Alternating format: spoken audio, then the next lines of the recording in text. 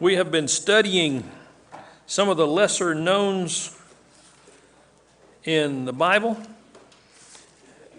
and tonight we're looking at three somewhat lesser knowns. One of them is Deborah, and of course, if we're going to talk about Deborah, we're going to have to talk about two other people, Barak and Jael.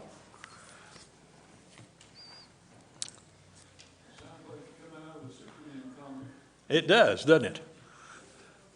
And it's even better than Superman. 2 chapters, Judges chapters 4 and 5, and really the account is given in one chapter, in chapter 4, and chapter 5 is the song of Deborah and Barak. It's a poem.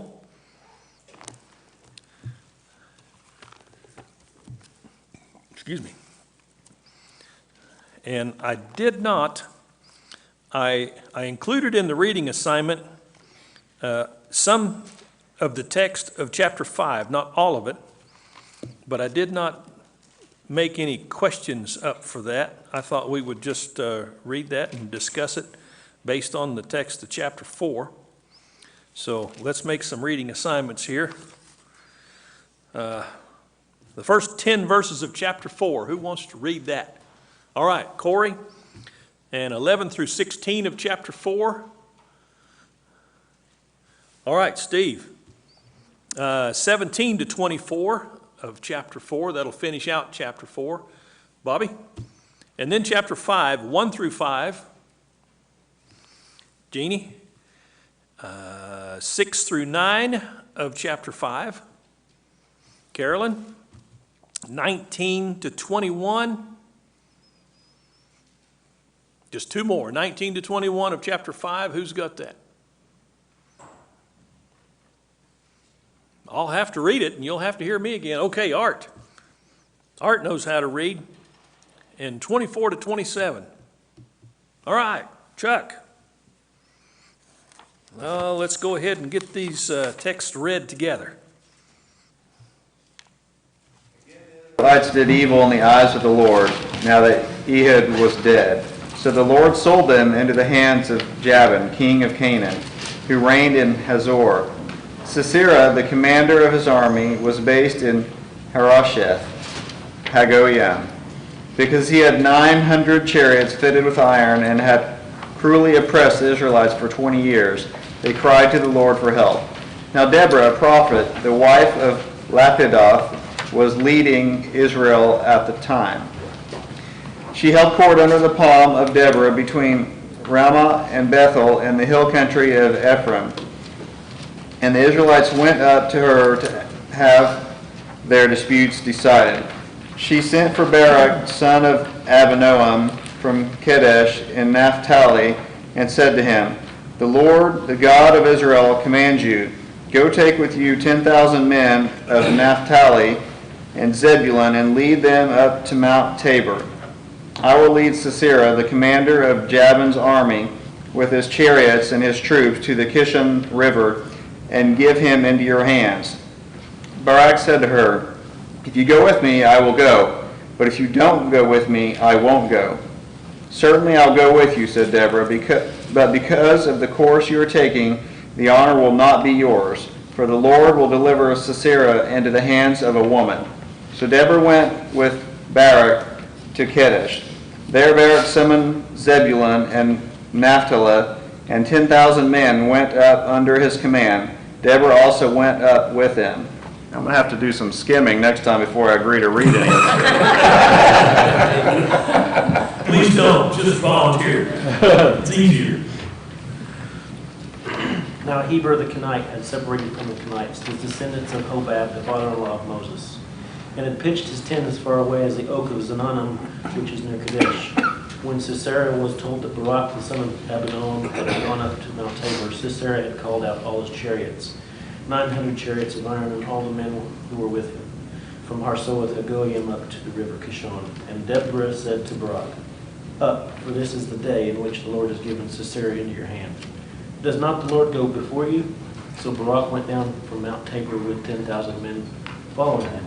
And the Lord routed Sisera and all his chariots and all his army before Barak by the edge of the sword. And Sisera got down from his chariot and fled away on foot. And Barak pursued the chariots, and the army of Harsoth Hagoyim and all the army of Sisera fell by the edge of the sword. Not a man was left. However, Sisera had fled away on foot to the tent of Jael, the wife of Heber the Kenite. But there was peace between Jabin, king of Hazor, and the house of Heber the Kenite. And Jael went out and met Sisera and said to him, "Turn aside, my lord, turn aside to me, do not fear." And when he had turned aside to her into the tent, she covered him with a blanket. And he said to her, "Please give me a little water to drink, for I am thirsty." So she opened a jug of milk and gave him a drink and covered him. And he said to her, "Stand at the door of the tent, and if any man comes and inquires of you, and says, 'Is there any man here?' you shall say no." Then Jael, Heber's wife, took a tent peg, and took a hammer in her hand, and went softly to him, and drove the peg into his temple. And it went down into the ground, for he was fast asleep and weary. So he died. And then Barak pursued Sisera. Jael came out to meet him and said to him, "Come, I will show you the man whom you seek." And he went into her, and there lay Sisera dead with the peg in his temple. And so on that day God subdued Jabin the king of Canaan in the presence of the children of Israel. And the hand of the children of Israel grew stronger and stronger against Jabin the king of Canaan, until they had destroyed Jabin the king of Canaan. Then sang Deborah and Barak, their son, on that day, that the leaders took the Lord in Israel, that the people offered themselves willingly to bless the Lord. Hear, O kings, give ear, O princes, and the Lord I will sing. I will make melody to the Lord, the God of Israel. Lord, when you went out from Seir, when you marched from the region of Edom, the earth trembled, and the heavens dropped. Yes, the clouds dropped water. The mountains quaked for the Lord, even Sinai for the Lord, the God of Israel. In the days of Shamgar, the son of Anath, in the days of Jael, the highways were unoccupied, and the travelers walked through byways. The inhabitants of the villages ceased. They ceased in Israel until that Deborah, arose, a mother in Israel. They chose new gods. Then was war in the gates. Was there a shield or a spear seen among 40,000 in Israel? My heart is toward the governors of Israel that offered themselves willingly among the people. Bless ye the Lord. The kings came and fought the kings of Canaan in Taanach by the waters of Megiddo. They took no gain of money. They fought from heaven. The stars in their course fought against Sisera. The river of Kishon swept them away. That ancient river, the river of Kishon, O my soul, thou hast trodden down strength. That's a big skip. Yeah, it was a big skip. Did I say that right? Yes, you got it exactly right. The women be Jael, the wife of Heber the Canaanite, most blessed of tent-dwelling women. He asked for water, and she gave him milk. In a bowl fit for nobles, she brought him curdled milk. Her hand reached for the tent peg, her right hand for the workman's hammer. She struck Sisera, she crushed his head. She shattered and pierced his temple. At her feet he sank. He fell, there he lay. At her feet he sank, he fell. Where he sank, there he fell, dead. All right. There's more to that song. As Art pointed out, we skipped some of it, not because it wasn't good or anything, just because those are the texts I wanted us to particularly pay attention to tonight. However, let's go back and see if we can get some blanks filled in and talk about this whole situation here. Number 1A, after Ehud died, by the way, who was Ehud? He was one of the judges, a previous judge. I call him the left-handed dagger jabber because he was left-handed, and it says he was going to kill Eglon, the enemy king of the people who were oppressing Israel at that time, and so he made a dagger and he fastened it on his right thigh because he's left-handed, And he went in to see Eglon, and he pulled out that dagger and shoved it in so far that it went into the hilt and it stayed. So he's the left-handed dagger jabber. That's who Ehud is. If you think that's funny, who was the first judge? What's that? Othniel. Now, how do you remember that Othniel is the first judge?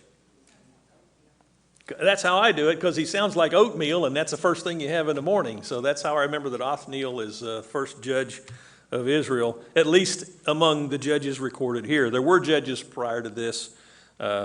Samuel's sons judged Israel, and Samuel was a judge. But technically, in the book of Judges, he's the first one listed.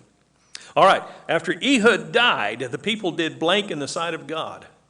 Evil. They did evil in the sight of God. God's response was to blank Israel into the hands of their enemies, deliver them, or give them into the hands of their enemies, who oppressed them for 20 years. 20 years they were oppressed by their enemies. The wife of Lapidoth, or Lapidoth, however you want to pronounce it, whose name was blank, Deborah, judged Israel in these days, and the sons of Israel came to her for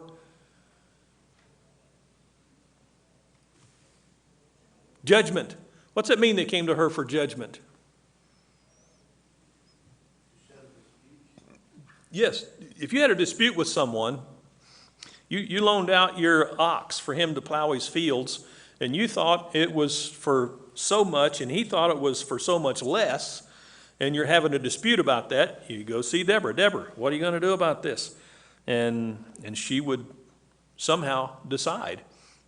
What is she called besides a judge? Now, why would the Holy Spirit of God inspire the writer of this book to call her a prophetess unless she was indeed a prophetess? What is a prophet or a prophetess? Okay, a teacher, but more than a teacher. Okay. One who is a mouthpiece for God. In other words, God somehow speaks through them. It's not just somebody who studied religion or studied God. It's someone through whom God speaks, a prophet or a prophetess. What's different about Deborah than the norm? She's a woman. She's a woman. When we look back through Scripture, most of the prophets we see, not all of them, but most of them by far, have been men. But in this case, Deborah is, of course, a woman. I don't know any reason why she would be. Well, but if God speaks through someone, he speaks through someone. I don't guess it was illegal for Balaam's donkey to talk. God enabled her to talk. I use that, I jokingly use that about me all the time. I say, so what if I can preach? God made Balaam's donkey to talk. So, and I don't mean that as a slam to Deborah, but he makes his choice. God is the one who knows what needs to be done. And it's interesting to me that God doesn't go into great detail why he chose Deborah. How many men were there in Israel? Well, there were a whole lot more than 10,000, and 10,000 is how many men gathered to fight against Jabin. But none of them were chosen to be a judge in Israel. Deborah was the one who was chosen. What's that? Didn't ask her husband. But it is interesting. No man in the Bible is identified by his wife. But when we're talking about Deborah the judge, even Deborah the judge is identified in the text as the wife of Lapidoth. It's just an interesting point that I think we should observe. What's that? He chose well. He was a smart guy. He married up like I did. So, well, I would hope not. Yes, Art.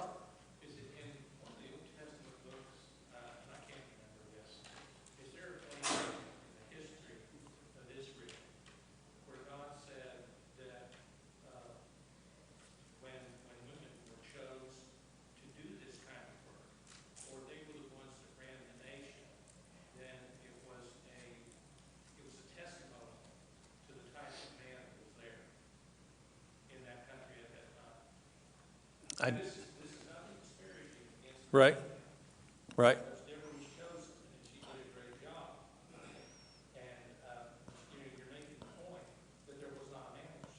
Right.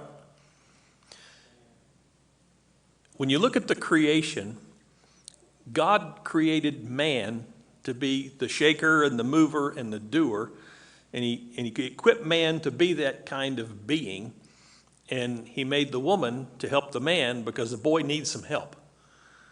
Those are the roles that God gave male and female. And it's interesting to me that in our present culture, with all of our advancements, people seem confused about what a man is and what a woman is. And I would have thought that was settled a long time ago. One of the problems we have with that is we tend to see things through the fallen eyes of the flesh, and we want to find competition everywhere. And the sexes were not designed for competition. The sexes were designed to work together, for unity. That's what the sexes were. They weren't even designed for equality. It's not about equality, it's about unity. It's about working together. But typically, God wants men to do the leading. But why did he turn Israel over to their enemies? They did evil. Where were the men to lead Israel spiritually? They weren't there. And if you read through Judges, this happens over and over and over again. It's like there was a dearth not only of male moral leadership, but there was especially a dearth of male spiritual leadership. The men just weren't getting it done. And so in this case, as Art pointed out, this is not a slap at Deborah, but if you think about the way it's supposed to be, this is a slap at the men of Israel. They should have been stepping up to the plate so that God never would have ever needed to call on Deborah to serve as a judge. She did an excellent job. What's that? Absolutely. He was the guy. Yeah, if you'll go with me. And I didn't formulate all these questions. I thought this would come naturally in our discussion.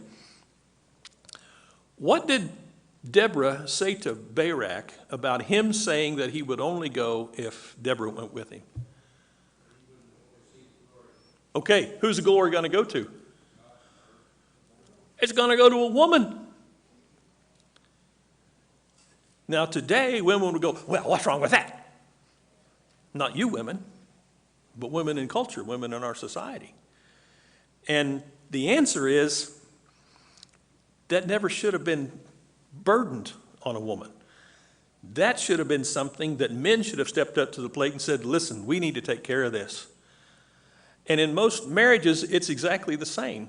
Us men, we need to step up to the plate and take care of the things that need to be taken care of, and let the women take care of the things that they are made to take care of, and work together in all of it. And I think a couple of weeks ago we were talking about this, and the statement was made, the point was made that even though there are different roles, there's no such thing as men's work and women's work. There's just work. And work needs to get done. And none of us should be below doing any kind of work that needs to be done, but there are different roles, and those we need to keep separate. D, number 1D, Deborah summoned blank from Naphtali. Who'd she call? Barak, or Barak, however you want to pronounce it. I'll pronounce it my way, because I couldn't talk to him. I couldn't get him on the phone today to see how he pronounced his name. But she told Barak that blank commanded that he raise an army to fight blank. Who commanded that he raise an army? God. God commanded that he raise an army to fight Sisera, the captain of the army of Jabin, a blank king. Canaanite. A Canaanite king. Okay. So you're Barak. You get a message, hey, Deborah, the judge, is calling you. Oh, what's Deborah want with me? Well, she says that God has spoken to her and told her to get in touch with you to tell you to raise an army to fight Sisera. And, well, Barak didn't go the other way. He showed up. Joan of Arc? I guess you could make some parallel observations there. The command given to Barak came with the blank that God would give Sisera into Barak's hand. Promise. Came with a promise.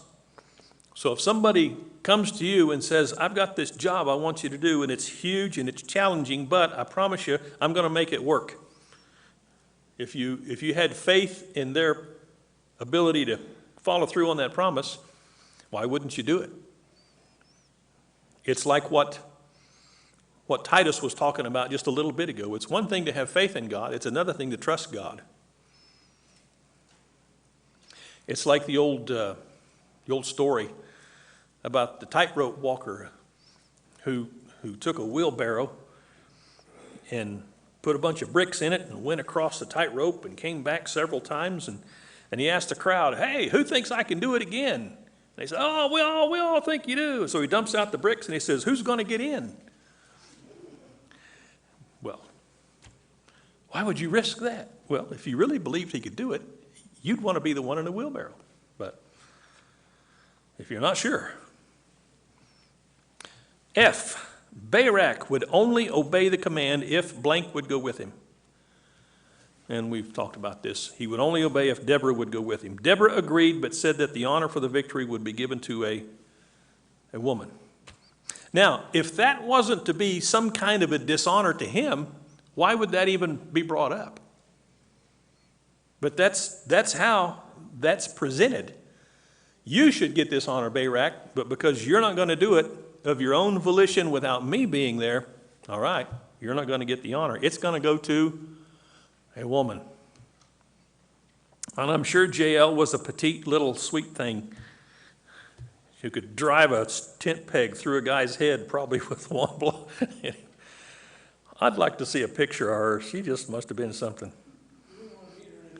Well, I don't know. If she's for the Lord, I'd want her to be with me in a dark alley. You got your tent peg with you? All right. I didn't do that right. I should have put numbers on those and I failed. Anyway, you know what we're looking at, the next section there. Why would the text at this point include a mention of the whereabouts of Heber the Kenite? When you look at verse 11, it's like just all of a sudden, boom, Heber the Kenite. Who's Heber the Kenite? Why are we talking about Heber the Kenite? Why would he be put in there at this point? Who's his wife? His wife is, and I know it's hard to keep these names straight. His wife is Jael. So it's like, here's a little part of the story that you get to see beforehand that sort of gives you a clue what's coming down the pike. Heber the Kenite and his wife Jael move into this area. That's what's happening in verse 11. By the way, did you notice Heber the Kenite, he had separated himself from the Kenites, from the sons of Hobab. Who was Hobab? Father-in-law of Moses. Now, isn't this interesting? I thought Moses' father-in-law was Jethro. Is that right? Yeah, that's right. No, wait a minute. In Exodus 2, Moses' father-in-law is named Reuel. If you look at Exodus 2, you'll find his father-in-law's name is called Reuel. In chapter 3, the first part of chapter 3 of Exodus, it's called Jethro, and here it's called Hobab. Is that unusual? It's really not. Frank Walters. Anybody know Frank Walters? Oh, his name's Junior. Okay. So he's got two names. Do you suppose there might be some place where he works that even calls him something else, Mr. Walters? I don't know. Well, there's one guy right there that could easily have 3 names. We know he's got 2. And we know that kind of thing happens all the time. So don't let those kinds of things confuse you. Rather, let it provoke you to do a little research, and you'll have some little tidbits of information that'll help you later on down the pike. Mount Horeb, for example. What other name does Mount Horeb go by? Isn't it Mount Sinai? You look that up and see if that's not the truth. Because if we're not familiar with things like that, some of this stuff can throw us. But when you are familiar, it's like, oh yeah, I've got some insight there. Sisera, this is B, gathered all of his blank chariots to the river Kishon, and that's a number. 900. What else did the text say about those chariots? They were iron chariots, or they were iron armored chariots. Took them down next to the river Kishon.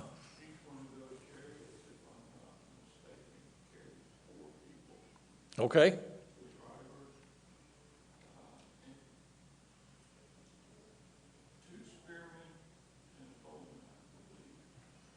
So it was like the early tank. And if you're going to use chariots, where do you need to be? You need to be out on the plains in the open where you can run those horses and throw the spears, shoot the bows. That's a mobile military force right there. And he had 900 of those. C, on Deborah's command, Barak left the blank to go down to meet Sisera in battle.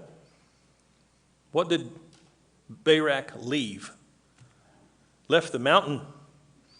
Now we look at this and we think that's just a little piece of information. But if your enemy is equipped with 900 iron chariots, what might you want to try to do? Stay in the mountain. Draw him up into the mountain. Go down there and antagonize him and draw him up into the mountain. The last thing you would want to do, militarily speaking, is go with your foot soldiers down onto the plains where he can rip you to shreds with his iron chariots. But on Deborah's command, that's exactly what he does.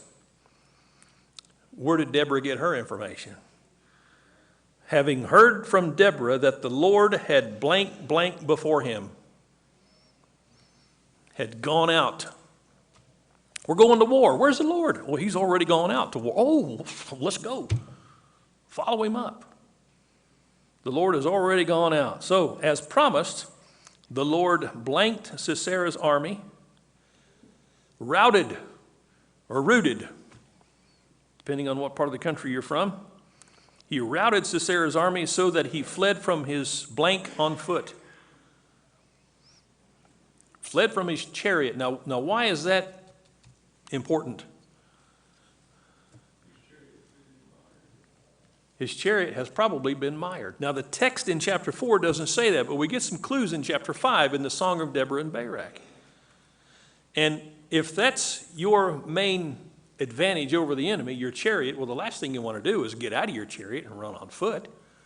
But if your chariot somehow becomes useless, then that's what you're forced to do. Anybody read about the German army in Russia in World War II? What was their worst enemy? The weather. The weather and the mud.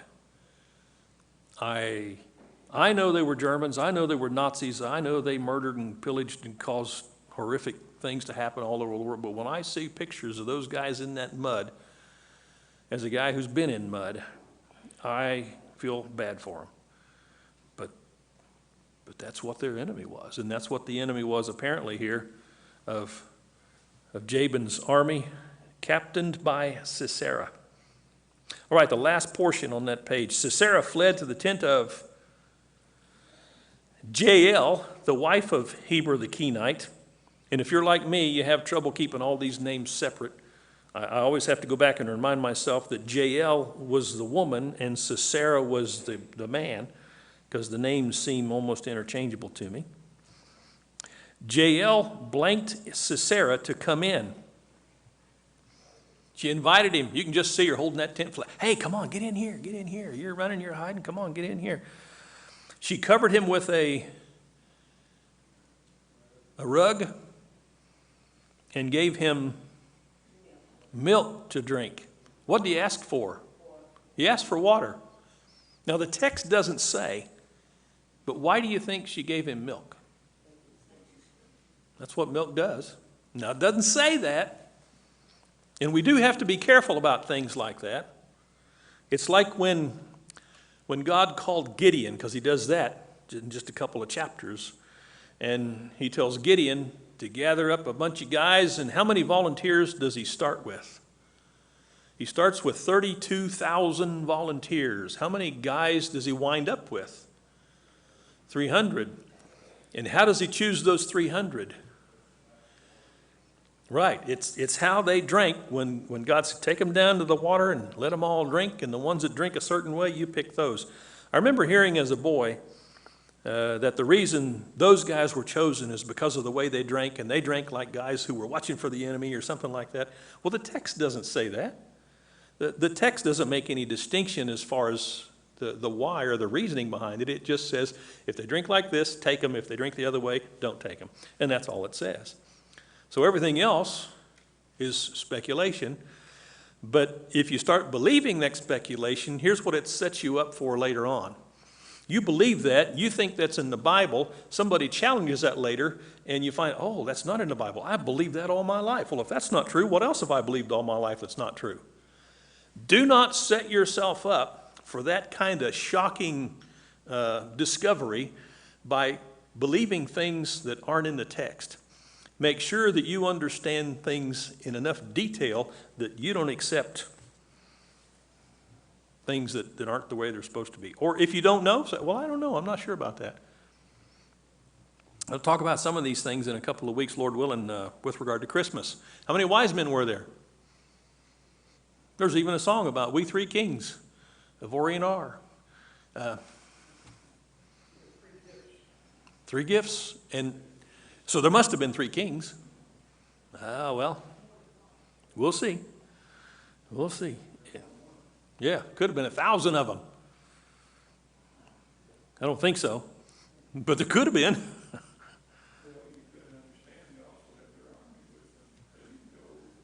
Oh, you mean those wise men? Oh, I'm sure they had an entourage, yeah.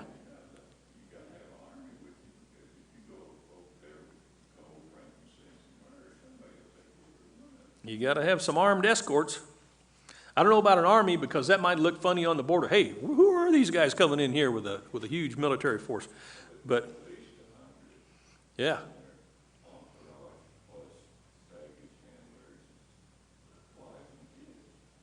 Because they didn't go without their wives and kids. And that's another element that we can think about. But we have to recognize that what we think about is all speculation. It makes sense. It's, what am I looking, there's a phrase we use for that. An educated guess, but it is still a guess.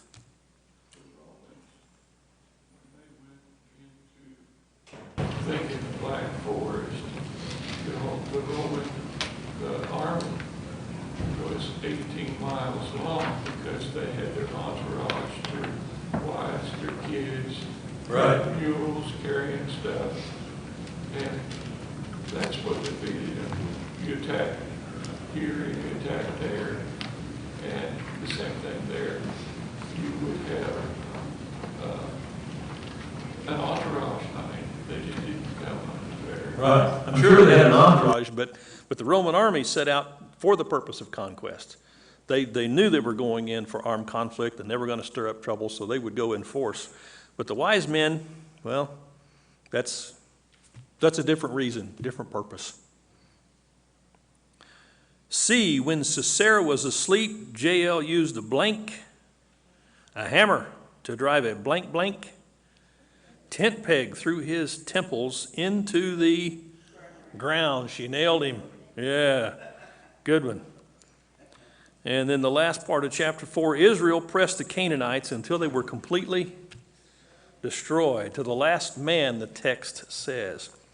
Now, as we read through the 5th chapter, it says the song of Deborah and Barak because it says in the first verse that Deborah and Barak sang this. I don't know if it was a duet. You know, she would sing a part and then he would sing a part and they would harmonize. I don't know how that worked, but this says that they both sang this. Maybe one of them sang it in one place and the other one sang it in a different place, but this was their song. Why would they do this? Does this seem strange to us? What's that? David did it all the time. Remember, this is before television, before radio. This is before Ed Sullivan. Yeah. And if you don't have the means to record everything, you don't have a phone that you, let's get this on video here. The way you held on to things very often in this culture and many others was to create a song about it. Now, how many of you have watched Dances with Wolves? Do you remember when those young braves are saying, they're going to sing songs about us? They're giving us a little view into that Native American culture, that's how they hung on to some of their history. They make a song about it, and then you re-sing that song. And if you look at a lot of country western singing, you'll see, anybody remember Johnny Horton? All right, now if you listen to Johnny Horton, you're going to find out what happened at the Battle of New Orleans. They went down there with Colonel Sanders and a bucket of beans, or who was it? Anyway, and the Bismarck was sunk, and Johnny Horton sings about the sinking of the Bismarck. He sings about a fellow named Jim Bridger. Who was Jim Bridger? Well, he was a mountaineer, frontiersman, and he sings about the fact that if it wasn't for Jim Bridger, a lot of the stuff that happened that opened up the West never would have happened, at least not the way it has happened. So a lot of those songs, and they sing about folk heroes. I was born one morning when the sun didn't shine, picked up a hammer and I went to the mine, loaded 16 tons of number 9 coal, and the boss man said, well, bless my soul. Yeah, Tennessee Ernie Ford. What's he talking? He's talking about coal mines. And you sing about that stuff, and you've got something to hang on to for history. Talk to your kids. Yeah, Big John, Big Bad John. At the bottom of this mine lies a big, big man. Those are the stories that stick with us, and that's what this is. This is an account, a poetic account of what happened when God saved the day through Deborah, a prophetess, a judge in Israel. And if you look at verses 4 and 5, chapter 5, verses 4 and 5, Lord, when you went out from Seir, when you marched from the field of Edom, the earth quaked. The heavens also dripped, even the clouds dripped water. The mountains quaked at the presence of the Lord. This Sinai at the presence of the Lord, the God of Israel. Is that poetic license, or is that somewhat of a description of what happened? That the clouds opened up, poured so much water down on the ground that those chariots got mired, couldn't go anywhere, and that's why Sisera in the end had to jump and run. Let's see here. Our time is running short. 19, verse 9, chapter 5, verse 19. The kings came and fought. Then fought the kings of Canaan at Taanach, near the waters of Megiddo. Megiddo, does that sound familiar? When you hear Pentecostal preachers and premillennial preachers talking about the end of times, what are they always talking about? Talking about Armageddon, the big battle of Armageddon. Well, this Megiddo is the valley of Megiddo. There was a little town called Megiddo, and this plain stretched out in front of it, and right next to that was the mountain, and that was called the mountain of Megiddo, Har Megiddon. And this was Waterloo for a lot of armies. As a matter of fact, Napoleon actually fought here. In World War I, this was a key place that had to be taken care of. This is where a lot of armies met, and that's what Megiddo came to be known as, the place where huge armies met and either were victorious or went down in flames. And so when we read in Revelation about Armageddon, we're not reading about some big, huge nuclear battle in the future. That's like Waterloo for the devil. Waterloo for Rome in the Revelation specifically, and that's what that's all about. But this is that place, Megiddo. Said they took no plunder in silver. The stars fought from heaven, from their courses they fought against Sisera. The torrent of Kishon swept them away. The ancient torrent, the torrent Kishon. What happened? Did it rain so hard that the mud stopped the chariots and they tried to escape across the river Kishon and they drowned because it was overflowing? That may well be what happened. God was the one who routed Sisera and who caused the victory that day, and maybe this is how it happened. Bobby? I don't remember, I've had this Bible a long time, and I wrote some notes on where it came from. And one of the things that I wrote was that the stars were considered the source of rain in that ancient day. So as he's mentioning the stars raining, well, that was very common knowledge for them. Power of the heavens. Somehow. Well, that's the second bell, and we're going to quit. A lot of things that there are in this. One great lesson is don't trust the chariots. Prior to this, you would have looked at chariots and you'd have looked at Barak's little ragtag army, and you would have said, man, there's no way. But with God, way. Anyway, a lot of lessons here. Yes? We kind of skipped over that spot, but it's interesting in verse 8, they chose new towns and members not war in the gates. It's a new kind of war because here it says that not a shield nor a spear was seen among the 40,000 in Israel. Okay. So there's something different in this particular battle. Well, later on, though, if you look at, I think it's 1 Samuel 13, because to me, that sounds sort of poetic and like a hyperbole, but I think it may be a very practical statement of the way things were. 1 Samuel 13, verse 19. Now, this is in the time of Saul. Saul has been made king, and it's talking about Jonathan fighting and being victorious. It says in verse 19 of chapter 13, 1 Samuel, now no blacksmith could be found in all the land of Israel, for the Philistines said, otherwise the Hebrews will make swords or spears. So all Israel went down to the Philistines, each to sharpen his plowshare, his mattock, his axe, and his hoe. The charge was 2/3 of a shekel for the plowshares, the mattocks and the forks and the axes, and to fix the hoes. So it came about on that day of battle that neither sword nor spear was found in the hands of any of the people who were with Saul and Jonathan, but they were found with Saul and his son Jonathan. So in other words, they're fighting the Philistines who have iron weapons, and they don't have iron weapons. They've got the stuff they use to farm with and whatever else they can come up with. Maybe that's why there were so many slingers in the Israelite army. And it's not like a slingshot. These slings, when you became competent with that sling, you could throw a rock 100 yards, and it wasn't a little pebble either. It was a rock that when it hit you, it would take you out, just like it took out Goliath. If there was anything miraculous about David slaying Goliath, the text doesn't say it. If we understand the power and the force of a sling, we know that if David hit that guy in the forehead with that rock, it would have knocked him out, and then he ran up, took his sword, and cut his head off. So, hey, we're done. Come on in. How you doing, Kaiser? But isn't that an interesting piece of history right there, that the Israelites didn't even have iron swords?